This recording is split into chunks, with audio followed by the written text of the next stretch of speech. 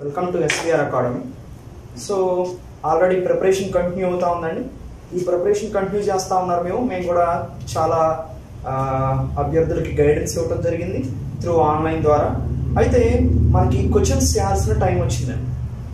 యాక్చువల్గా చదవటం ఒక ప్రాసెస్ అయితే దాంతో పాటుగా ఫైనల్ ఫినిషింగ్ ఏంటంటే questions more number of questions practice చేయాల్సిన అవసరం ఉంది.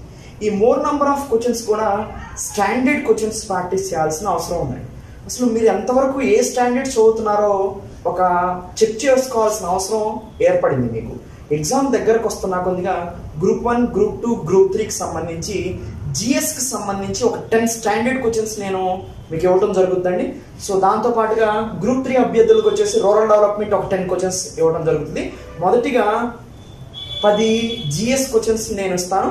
వాటికి సంబంధించిన ఆన్సర్స్ని సో ఇది ఛాలెంజింగ్గా మీరు తీసుకొని కింద ఆన్సర్స్ని కామెంట్ సెక్షన్లో ఆన్సర్స్ని మీరు పోస్ట్ చేయాలి. ఈ 10 క్వశ్చన్స్ కూడా so maximum group 1, group 2, group 3 స్థాయికి తగ్గట్టుగా వీటిని అమర్చడం జరిగింది. సో ఈ 10 క్వశ్చన్కి సంబంధించిన ఆన్సర్స్ని కామెంట్ సెక్షన్లో మీరు ఆన్సర్స్ని ఇవ్వాల్సి ఉంటుంది. అయితే జిఎస్కి సంబంధించిన 10 క్వశ్చన్లో ఫస్ట్ క్వశ్చన్ వచ్చేసి which one of the following statement is correct when comes to Rafale fighter jets. So Rafale యుద్ధ విమానానికి సంబంధించిన సరైనది ఏదో గుర్తించాలి. కింద 4 ఆప్షన్స్ ఇవ్వడం జరిగింది. ఆ 4 ఆప్షన్స్లో సరైనది ఏదో గుర్తించాలి. ఫస్ట్ ఆప్షన్ వచ్చేసి Dassault Rafale is a French twin engine aircraft. Dassault Rafale అనేది 2 ఇంజన్లు కలిగిన ఫ్రెంచ్ యుద్ధ విమానం, మొదటి ఆప్షన్.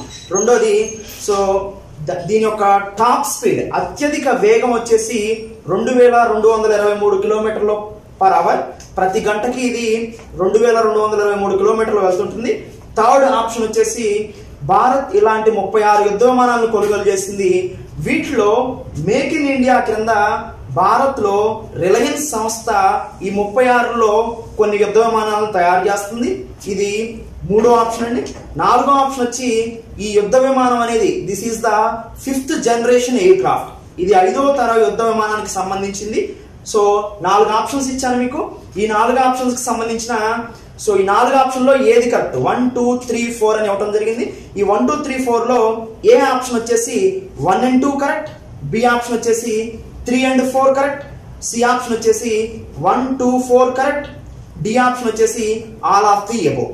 ABCDలో మీరు ఒకదాన్ని చూజ్ చేసుకొని కింద కామెంట్ సెక్షన్లో సో మీ ఆప్షన్ ఏంటో తెలియజేయగలరు. సెకండ్ క్వశ్చన్ వచ్చేసి మ్యాచ్ ద ఫాలోయింగ్స్ అండి. సో మీకు రాజ్యాంగ సవరణలో కాన్స్టిట్యూషనల్ అమెండ్మెంట్స్ ఒకవైపు ఇవ్వడం జరిగింది. దాంతో పాటుగా ఇది ఆ కాన్స్టిట్యూషనల్ అమెండ్మెంట్ దేనికి సంబంధించిందో టాపిక్ అంశము అడగడం జరిగిందండి. అంటే ఒకవైపు కాన్స్టిట్యూషనల్ అమెండ్మెంట్స్, ఇంకొక వైపు అంశాలు, ఏ అంశాలు ఆ రాజ్యాంగ సవరణ అనేది ఏ అంశానికి సంబంధించిందో అడగడం జరిగింది. First one is 100 constitutional amendment act, 100వ రాజ్యాంగ సవరణ చట్టం. Second option is 101 constitutional amendment act. Third 102 constitutional amendment act. 4 103 constitutional amendment act. 100 constitutional amendment కి సో ముందుగా ఏమి ఇవ్వడం జరిగిందంటే land boundary agreement between India and Bangladesh ఇవ్వడం జరిగింది. 101 కాన్స్టిట్యూషనల్ అమెండ్మెంట్ యాక్ట్ కి in front 10% reservation to economical weaker sections ఇవ్వడం జరిగింది. తర్వాత థర్డ్ 102 కాన్స్టిట్యూషనల్ అమెండ్మెంట్ యాక్ట్ వచ్చేసి దానికి ఎదురుగా GST కౌన్సిల్ ఇవ్వడం జరిగింది. ఫోర్త్ 103 కాన్స్టిట్యూషనల్ అమెండ్మెంట్ యాక్ట్ 103వ రాజ్యాంగ సవరణకి national commission for backward classes NCBC ఇవ్వడం జరిగిందండి. 1, 2, 3, 4 కింద 100, 101, 102, 103 కాన్స్టిట్యూషనల్ అమెండ్మెంట్ యాక్ట్స్ రాజ్యాంగ సవరణలో ఇవ్వడం జరిగింది.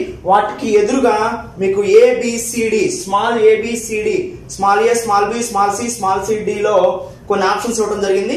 ఫస్ట్ ఆప్షన్ ఏ వచ్చేసి 1D, సెకండ్ ఆప్షన్ ఏలో సెకండ్ వచ్చేసి B, సి ఆప్షన్ ఏలో థర్డ్ వచ్చేసి ఏ, ఆప్షన్ ఏలో ఫోర్త్ వచ్చేసి సి.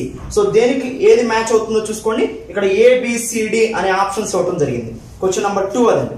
నెక్స్ట్ క్వశ్చన్ నెంబర్ 3కి సంబంధించి క్వశ్చన్ నెంబర్ 1 ఏమో మనం సైన్స్ అండ్ టెక్నాలజీ తీసుకున్నాం. క్వశ్చన్ నెంబర్ 2 పాలిటీ నుంచి తీసుకున్నామండి. క్వశ్చన్ నెంబర్ 3 వచ్చి హిస్టరీకి సంబంధించిన క్వశ్చన్. ఇది పైకా రెబిలియన్ గురించి సరైన అంశాన్ని గుర్తించండి. So which one of the following statement is mentioned in Paika rebellion. So దీంట్లో ఫస్ట్ వన్ వచ్చేసి ఈ తిరుగుబాటు బక్షీ జగబంధు నాయకత్వం వహించారు 1817లో. 1817లో బక్షీ జగబంధు అనే అతను ఈ తిరుగుబాటుకి, ఈ రెబిలియన్ కి లీడర్ గా ఉన్నారంట. సెకండ్ ఆప్షన్ వచ్చేసి సో పైకా బక్షి, బక్షి జగబంధునే పైకా బక్షి అని కూడా అంటారు. సో ఇతను కోర్దా అనే రాజుకి కమాండర్ గా పనిచేసిండు. ఇది బి అండ్ ఆప్షన్. సి వచ్చేసి కోర్దా రాజ్యం అనేది పశ్చిమ బెంగాల్లో ఉంది. నెక్స్ట్ డి వచ్చేసి ఇతను అందరికన్నా మొట్టమొదటి స్వతంత్ర సమరయోధుడిగా అందరిలో కొంతమందిలో, అంటే స్వతంత్ర సమరయోధుల్లో ఎర్లియస్ట్ ఫ్రీడమ్ ఫైటర్స్ లో వన్ ఆఫ్ ద పర్సన్ గా చెప్పుకుంటారు. ఇది డి ఆప్షన్ వచ్చేసి. A option B, C, D. Paika rebellion గురించి సరికాని అంశాన్ని గుర్తించాలండి. ఇక్కడ నాలుగు ఆప్షన్స్ ఇవ్వడం జరిగింది. నెక్స్ట్ ఎకానమీ నుంచి అండి. నెక్స్ట్ క్వశ్చన్ వచ్చి ఫోర్త్ క్వశ్చన్. ఇది పిఎం కిసాన్ సమ్మాన్ నిధి గురించి అడగడం జరిగింది.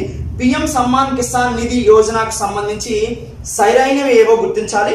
దాంట్లో ఫస్ట్ వచ్చేసి income support to farmers with less than 2 hectares of land holding. 2 hectares లోపల గల రైతులకు పెట్టుబడి సహాయాన్ని అందించడానికి ఈ స్కీమ్ తీసుకొచ్చారు. సెకండ్ వచ్చేసి 6,000 per year for each farmers in 3 installments. 6,000 రూపాయలు 3 installments లో రైతులకు అందజేస్తారు. థర్డ్ ఆప్షన్ వచ్చేసి 12 crore marginal farmers are benefited. 12 కోట్ల మంది సన్నకారు రైతులు దీనివల్ల లబ్ధి పొందుతున్నారు. నెక్స్ట్ ఆప్షన్ వచ్చేసి అవుట్లే ఆఫ్ 75,000 crores ఫర్ ఫైనాన్షియల్ 2019-20. 2019-20 సంవత్సరానికి దాదాపుగా 75,000 కోట్లను దీంట్లో కేటాయించడం జరిగింది. 1, 2, 3, 4 గా ఈ 4 స్టేట్మెంట్స్ ఇవ్వడం జరిగింది. దాంట్లో ఆప్షన్ ఏ వచ్చేసి 1, 2, 3 కరెక్ట్, బి వచ్చేసి 1, 2, 4 కరెక్ట్, సి వచ్చేసి 2, 3, 4 కరెక్ట్, డి వచ్చేసి ఆల్ ఆఫ్ ది ఎబో. ఇది ఫోర్త్ క్వశ్చన్ అండి. Next coming to fifth question. ఈ ఫిఫ్త్ క్వశ్చన్ కి సంబంధించి ఎన్విరాన్మెంట్ నుంచి అడగడం జరిగింది. రీసెంట్ గా COP24 మీటింగ్ జరిగిందండి, దాని గురించి అడగడం జరిగింది. COP24 మీటింగ్ కి సంబంధించి సరికాని అంశాన్ని గుర్తించమని అడిగారు. COP24 కి సంబంధించి సరికాని అంశం ఫస్ట్ ఏ వచ్చేసి ఆప్షన్ ఏ. ఇది 2018లో united nation climate change conference. ఇది 2018కి సంబంధించిన ఐక్యరాజ్య సమితి వాతావరణ మార్పుల కోసం జరిగిన సదస్సు. బి ఆప్షన్ బి వచ్చేసి UNFCCC, United nation framework convention on climate change is the nodal agency to conduct COP meeting. So UNFCCC అనేది సో మూల సంస్థ అంటున్నారు COP24 మీటింగ్ కి సంబంధించి. సి ఆప్షన్ సి వచ్చేసి ఈ సదస్సు క్యోటోవిస్ పోలాండ్ లో జరిగింది అంటున్నారు. నెక్స్ట్ ఆప్షన్ డి వచ్చేసి COP25 సదస్సు 2019లో భారతదేశంలో జరుగుతుంది అంటున్నారు. COP24 గురించి మాట్లాడారు. ఆ COP24 మీటింగ్ లోనే COP25 భారతదేశంలో జరుగుతుంది 2019లో అని చెప్పారు. ఇది ABCD అండి. COP24 మీటింగ్ కి సంబంధించి సరికానిది గుర్తించాలి. ఈ 4 ఆప్షన్స్ లో ఒకటి సరికానిది ఉంది, అదేంటో గుర్తించాలి. నెక్స్ట్ వచ్చేసి 6th క్వశ్చన్ అండి. ఇది జాగ్రఫీకి సంబంధించింది. సో ఇక్కడ కూడా మ్యాచ్ ఆఫ్ ది ఫాలోయింగ్స్ ఇవ్వడం జరిగింది. కింది వాటిని జతపరచండి అని. ఒకటి వైపు ఏమో వాల్కనిక్స్ ఇచ్చారు, అంటే అగ్నిపర్వతాలు ఇచ్చారు. అవి ఏ కంట్రీకి సంబంధించినవి, ఏ దేశానికి సంబంధించినవి అడిగారు. ఫస్ట్ వచ్చేసి అనక్ క్రకటావో, దానికి ఎదురుగా ఇండోనేషియా ఇవ్వడం జరిగింది. నెక్స్ట్ డిఫ్యూగో, ఇది గౌతమాల. నెక్స్ట్ కల్బుకో, ఇది చిలే. ABCD. సో జతపరచడం గురించి ఈ క్వశ్చన్ అడిగారండి. వాల్కనో రీసెంట్ గా జాగ్రఫీకి సంబంధించి వాల్కనో అనేది టాపిక్ ఇంపార్టెంట్. ఈ వాల్కనోస్ రీసెంట్ గా 2018 అక్టోబర్ నుంచి డిసెంబర్, అలాగే 2019 జనవరి ఫిబ్రవరి మధ్యలో ఈ వాల్కనిక్ ఎరప్షన్స్, అగ్నిపర్వతాలు బద్దటం అవడం జరిగింది. అవి ఏ దేశాలకు సంబంధించినవి అనేది ఈ క్వశ్చన్ అండి. నెక్స్ట్ 7th క్వశ్చన్ వచ్చేసి డిజాస్టర్ మేనేజ్మెంట్ కి సంబంధించింది. ఇది ఈ డిజాస్టర్ మేనేజ్మెంట్ కి సంబంధించి రీసెంట్ గా సునామీస్ ఎక్కువగా వచ్చినాయి. ఇది కూడా నేచురల్ డిజాస్టర్స్ కిందకి వస్తుంది, అందుకని ఈ క్వశ్చన్ అడగడం జరిగింది. వాట్ కాజెస్ సునామీ రావడానికి గల కారణాలు ఏంటి? సో ఫస్ట్ ఆప్షన్ వచ్చేసి sudden vertical movement of the earth. So earth లో సడన్ వర్టికల్ మూవ్మెంట్స్, అంటే నిట్ట నిలువుగా కదలికలు జరగటం వలన ఎర్త్ లో మూమెంట్ వచ్చి సునామీ రావడానికి గల కారణం ఏంటంట. బి వచ్చేసి convergence of destructive plates in the ocean floor. So కింద ఓషన్ ఫ్లోర్ ఏదైతే ఉందో ఓషన్ ఫ్లోర్ అడుగు భాగాన సముద్రం అడుగు భాగాన ప్లేట్లు కన్వర్జ్ అవటం వల్ల ప్లేట్స్ డిస్ట్రక్ట్ అయ్యి సో సునామీ వచ్చిందని చెప్తున్నారు బి ఆప్షన్. సి ఆప్షన్ వచ్చేసి explosive volcanic eruptions in the oceans, అగ్నిపర్వతాలు బద్దలైన సముద్రాల్లో అందుకని వచ్చింది అంటున్నారు. డి ఆప్షన్ వచ్చేసి పైవన్నీ కరెక్టే అంటున్నారు, all of the above. Next అండి 8th క్వశ్చన్ వచ్చేసరికి ఏపీ బైఫర్కేషన్ కి సంబంధించిన క్వశ్చన్ ఇది. సో ఏపీ బైఫర్కేషన్ యాక్ట్ కి సంబంధించి సరికానిది ఏదో గుర్తించాలి. ఏపీ బైఫర్కేషన్ యాక్ట్ కి సంబంధించి సరికానిది ఏది అండి, సరైనది కాదు సరికానిది ఏది. సో దీంట్లో ఆప్షన్ ఏ వచ్చేసి ఆంధ్రప్రదేశ్ విభజన బిల్లు 2013ని ఆంధ్రప్రదేశ్ అసెంబ్లీ రిజెక్ట్ చేసింది. ఆంధ్రప్రదేశ్ విభజన బిల్లు 2013ని ఆంధ్రప్రదేశ్ అసెంబ్లీ రిజెక్ట్ చేసింది. బి ఆప్షన్ వచ్చేసి ఏపీ బైఫర్కేషన్ యాక్ట్ 2014ని 1/3/2014న అప్పటి రాష్ట్రపతి ప్రణబ్ ముఖర్జీ ఆమోదించారు. ఏపీ బైఫర్కేషన్ చట్టం 2014ని మార్చ్ 1వ తేదీ 2014న అప్పటి రాష్ట్రపతి ప్రణబ్ ముఖర్జీ ఆమోదించారు. సి ఆప్షన్ వచ్చేసి 2 జూలై 2014ని అపాయింటెడ్ డేగా ఏపీ బైఫర్కేషన్ యాక్ట్ 2014లో పేర్కొన్నారు. 2 జూలై 2014ని అపాయింటెడ్ డేగా ఏపీ బైఫర్కేషన్ యాక్ట్ 2014లో పేర్కొన్నారు.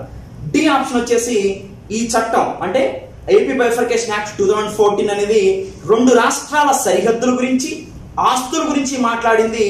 అలానే రాజధాని విషయంలో కూడా హైదరాబాద్ ని ఎన్ని సంవత్సరాలు ఏపీకి ఆంధ్రప్రదేశ్ కి తాత్కాలిక రాజధానిగా చేయాలో దాని గురించి కూడా మాట్లాడింది. డి ఆప్షన్ వచ్చేసి ఈ చట్టం 2 రాష్ట్రాల సరిహద్దుల్ని ఆస్తుల్ని రాజధానిని ఎలా పంచుకోవాలో తెలియజేసింది. ఈ ఏబిసిడి ఆప్షన్ లో ఒకటి తప్పు ఉందండి, దాన్ని గుర్తించాలి. నెక్స్ట్ వచ్చేసి ఇంటర్నేషనల్ రిలేషన్ సంబంధించి క్వశ్చన్ నెంబర్ 9 అడగడం జరుగుతా ఉంది. ఎంఎఫ్ఎన్ స్టేటస్ సంబంధించి సరైన దాన్ని గుర్తించండి. ఎంఎఫ్ఎన్ స్టేటస్ అని ఒకటి ఉంటుందండి, మోస్ట్ ఫేవర్డ్ నేషన్ స్టేటస్ ఇది. దీనికి సంబంధించి సరైన వాటిని గుర్తించండి. ఫస్ట్ ఏ ఆప్షన్ వచ్చేసి the members of WTO agree to accord MFN status to each other. So WTO సభ్యులు ఎవరైతే ఉన్నారో వాళ్ళందరూ అంగీకారం మీద ఎంఎఫ్ఎన్ స్టేటస్ ని ఇచ్చిపుచ్చుకోవడం జరుగుతూ ఉంటుంది. బి ఆప్షన్ వచ్చేసి రీసెంట్ గా భారతదేశం పాకిస్తాన్ కి ఇచ్చినటువంటి ఎంఎఫ్ఎన్ స్టేటస్ ని విత్డ్రా చేసుకుంది. సి ఆప్షన్ వచ్చేసి పాకిస్తాన్ భారతదేశానికి అసలు ఎంఎఫ్ఎన్ స్టేటస్ ఇవ్వలేదు ఇప్పటి వరకు. నెక్స్ట్ డి ఆప్షన్ వచ్చేసి all of the above. ABCD ఇవ్వడం జరిగిందండి, దీంట్లో సరైన దాన్ని గుర్తించండి. నెక్స్ట్ 10th క్వశ్చన్ వచ్చేసి సో కరెంట్ అఫైర్స్ కి సంబంధించి ఈ మధ్య కాలంలో యునెస్కో నుండి సో సభ్యత్వాన్ని వదులుకున్న దేశాలు ఏమని అడుగుతున్నారండి. ఈ మధ్య కాలంలో యునెస్కో నుండి సభ్యత్వం వదులుకున్న దేశం ఏది? Option A USA, option B Israel, option C A and B, option D ఏది కాదు. సో ఈ ఓకే జిఎస్ కి సంబంధించి 10 MCQs ఇప్పుడు మనం మెన్షన్ చేయడం జరిగిందండి.